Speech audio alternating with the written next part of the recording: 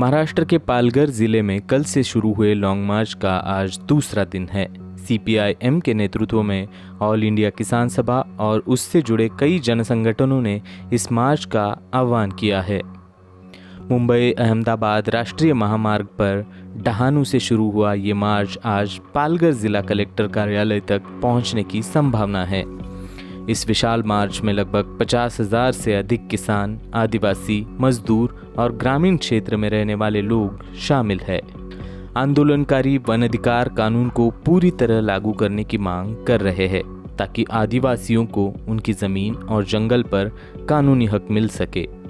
In Palghar district, where our CPIM MLA, Comrade Vinod Nikole, has been elected last 2 elections in Maharashtra. He is a young comrade. He is one of our central committee members of the party. In Palghar district, a very big, something like a long march, which was there in 2018, Nasik to Mumbai, that will start from Dahanu district, a place called Charoti, and we expect tens of thousands of people, men and women, to join that long march. It will march to the Palghar district collectorate. So these are the 2 parallel actions in which more than 1 lakh farmers and workers etc. will take part, women will take part, youth will take part. इस मार्च में शामिल प्रदर्शनकारियों का कहना है कि मनरेगा को उसके पुराने स्वरूप में वापस लाया जाए। उनका आरोप है कि सरकार ने हाल ही के दिनों में मनरेगा में जो बदलाव किए हैं उन्हें वापस लिया जाए।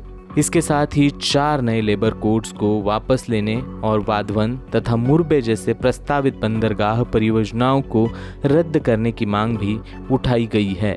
आंदोलनकारियों का कहना है कि ये परियोजनाएं स्थानीय मछुआरों, किसानों और आदिवासियों की आजीविका और पर्यावरण दोनों के लिए खतरा है। The main issues we are taking up there is issues of the tribals, Forest Rights Act.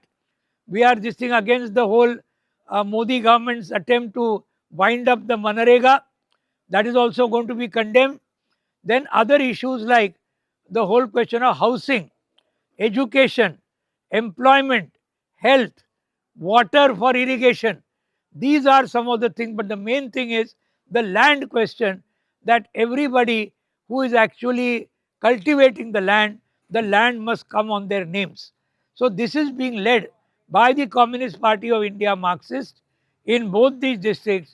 Maharashtra में किसानों के ऐसे लॉन्ग मार्च का इतिहास रहा है। साल 2018 और 2019 में नासिक से मुंबई तक हुए किसान मार्च ने सरकार पर दबाव बनाकर कई मांगे मनवाने में अहम भूमिका निभाई थी।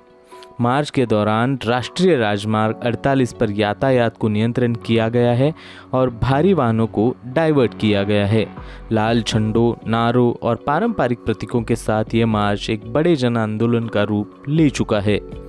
आंदोलनकारियों का साफ संदेश है कि जब तक सरकार लिखित आश्वासन नहीं देती तब तक ये संघर्ष जारी रहेगा। उनका कहना है कि ज़मीन हमारी है, जंगल हमारा है और पानी पर भी हमारा हक है। सरकार को ये बात सुननी पड़ेगी। द वायर के और वीडियोस देखने के लिए सब्सक्राइब करें और बेल आइकन पर क्लिक करें। स्वतंत्र पत्रकारिता की आर्थिक मदद करने के लिए डिस्क्रिप्शन में दिए गए लिंक पर जाएं और अपनी राशि चुनें।